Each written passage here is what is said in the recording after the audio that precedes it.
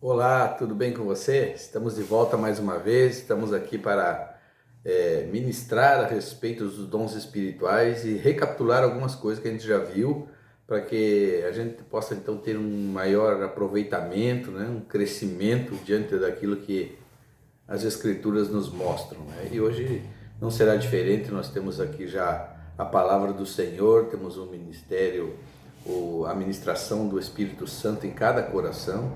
Eu tenho certeza que Deus vai nos conduzir por um caminho de esclarecimento, né, a respeito da sua palavra. Os dons espirituais, já estamos na nossa terceira reflexão a respeito disso, por ele ser bastante extenso. Nós estamos então vendo por partes.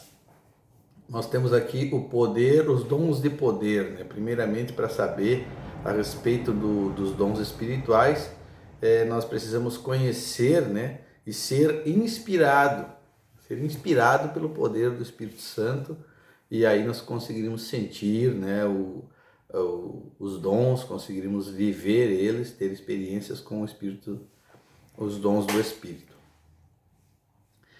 Dons do poder. O Espírito nos concede agir sobrenaturalmente quando se fala em dons de poder, né? E dentro dos dons de poder, nós necessitamos ter também o dom da fé, né? O dom da fé é um equipamento espiritual dado por Deus para que nós possamos exercer esses atos sobrenaturais, né? Que já é dada ao cristão como já um caminho para que nós possamos estar confiando no Senhor e possa estar, sim, crescendo, né? Tendo esses milagres, essas curas, grandes coisas acontecendo através desse ato do dom da fé. Aspectos relacionados ao dom da fé. A fé, por exemplo, a fé natural, né? Que, por exemplo, o semeador semeia e sabe que vai colher. Essa é uma fé natural. E a fé para a salvação, né? Porque pela graça nós já somos salvos, mas é importante que nós creia, né, que o Senhor Jesus veio para nos salvar. Então essa é a fé pela salvação, para que nós sejamos salvos. Temos que crer nisso aí, né? E aí nós também temos a confiança de que se nós crermos, está escrito na Bíblia, no livro de Atos, capítulo 16, versículo 31, que se nós crêssemos, nós veríamos a nossa salvação e a da nossa família, né? Seríamos salvos nós e a nossa família. E também tem a fé do fruto do Espírito Santo, que o fruto do Espírito Santo é amor, alegria, paz, longanimidade, benignidade, bondade, fidelidade, mansidão, domínio próprio, e contra essas coisas não há lei que impeça nós de ter esses dons. A necessidade nossa é buscar ter esses dons, ter isso em nossas vidas. Bondade, longanimidade, domínio próprio, fé, paz, alegria.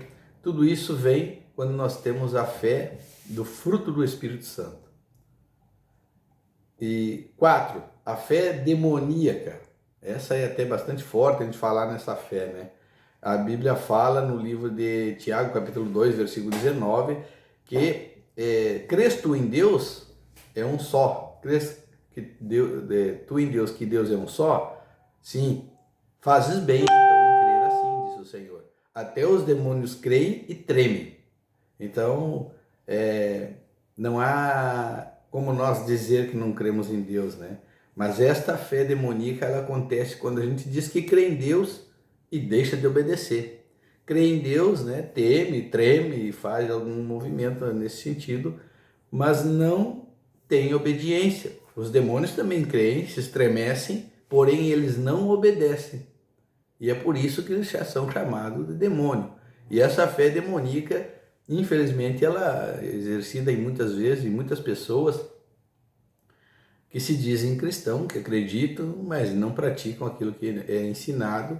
Então passam a ter esta fé, que podemos chamá-la de fé demoníaca, que é bastante forte, né? Em chamar assim, podemos identificar, melhor dizendo, esta fé nas pessoas, que às vezes elas, por falta de conhecimento, né, elas só falam, na verdade, disfarçadamente, é o religioso, né?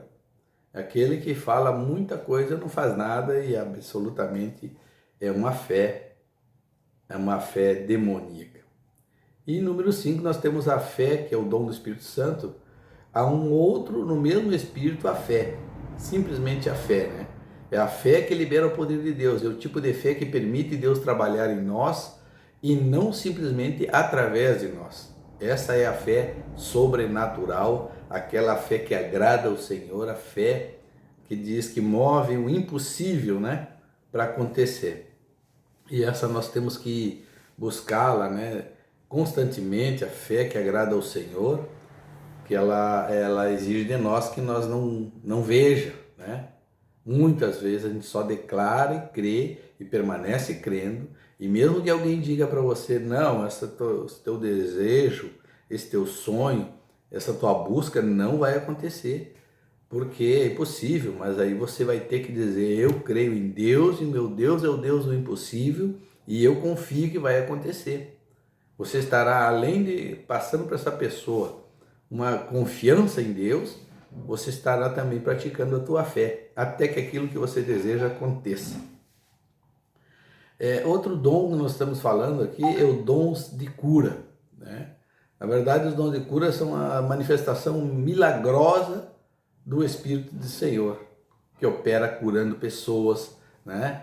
Tirando doenças, enfermidades, tanto física como mental, orgânica, neurológica. O Senhor faz esse tipo de dom aflorar nas nossas vidas, né? Quando a gente busca realmente estar na vontade, no centro da vontade do Senhor. E a Bíblia fala e trata desse dom no plural, né? São dons de cura. Talvez você refira uma variedade de curas, também pode acontecer isso. É uma provisão total da cura divina e de todos os tipos de enfermidade. Por exemplo, Isaías 53, capítulo 4, a Bíblia fala que certamente o Senhor tomou sobre si todas as nossas enfermidades, as nossas dores, Ele carregou sobre si. E aquele que estava por aflito, reputou nós por aflito, e ferido de Deus e oprimido, tudo isso Ele levou na hora da cruz, né? Por fé já estamos curados, por fé nós já estamos libertos, estamos renovados, mas existe algo que nós precisamos fazer, como eu já comentei, declarar isso, viver essa confiança intensamente, porque nós não podemos estar hoje crendo, amanhã acontece uma dificuldade, dizendo que temos fé, e a gente para de crer naquilo que nós oramos ao Senhor. Isso já não é uma fé, ela, na verdade, ela é uma fé, não é fé, ela existe algo que nós desejamos, mas que no caminho ela coloca a dúvida. E a Bíblia fala que na dúvida o Senhor não opera, então infelizmente aquilo que você está desejando não vai acontecer, porque a fé é a certeza daquilo que nós não vemos. Esta é a fé e a definição de fé e a fé que o Senhor se agrada, né? A Bíblia chega a falar que sem fé é impossível agradar ao Senhor. Sem fé nós não poderíamos fazer nada, né? Então, esse é os dons de cura. Temos também os dons de operação de milagres, né?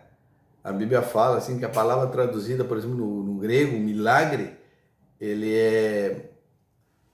vem do grego, né? Dunamis, que quer dizer poder, e dá ênfase ao poder de Deus operando pelo Espírito Santo sobre a igreja. Essa é a ação do milagre, né? No Novo Testamento, os acontecimentos sobrenaturais são chamados de sinais, prodígios e maravilhas. Algo assim que fica muitas vezes fora do nosso alcance de raciocínio. A gente fica pensando como isso aconteceu. Nem tem como explicar, na verdade, né? A gente conhece que milagres não se explica, né? Só se entende, se aceita e vê que ele aconteceu e nada mais que isso, né? Podemos então dizer isso. A operação dos dons, né? Como esses dons têm operado em nossas vidas. Ele foi já ensinado através dos discípulos, dos sinais, né? A libertação de Pedro na prisão, Paulo também, né? Cura do homem coxo, e a Bíblia relata isso tudo no livro de Atos, no capítulo 2 em diante, todos esses acontecimentos, né? A cura de uma enfermidade ou expulsão de demônios pode ser atribuída a uma operação de milagres, porque a pessoa está, às vezes, endemoniada, e numa oração ela é liberta. Então, isso considera-se também um milagre, né? A pessoa está num estágio e automaticamente ela passa para um outro estágio, transformada pelo poder da fé e da ação do milagre na vida dela, né? Da libertação. Também, em número 3, nós temos os dons de inspiração. Dons esses que nós conhecemos, nos permite falar em línguas estranhas, falar sobrenaturalmente, através de profecia ou da língua estranha mesmo. A necessidade da língua estranha é que nós tenha um intérprete, né? Ou a própria pessoa interprete aquilo que ela está falando, senão se torna somente a nossa oração com Deus e edifica o nosso espírito. Mas quando se fala em profecia, é importante dizer que o nosso Deus é um Deus que fala e Ele nos dá, né, semelhantemente a si mesmo. Também Ele fala em 1 Coríntios, que o apóstolo Paulo diz que antes de nos convertermos, nós nos deixamos conduzir por ídolos e mudos. Porém agora, quem nos conduz é o Espírito Santo e Deus fala através da sua palavra. Mais importante ainda que a profecia é reconhecer que toda a Bíblia Sagrada, toda a palavra de Deus, ela é um livro de profecias. Você quer resposta, quer revelação de Deus? Busque entender a palavra, busque ler a palavra de Deus.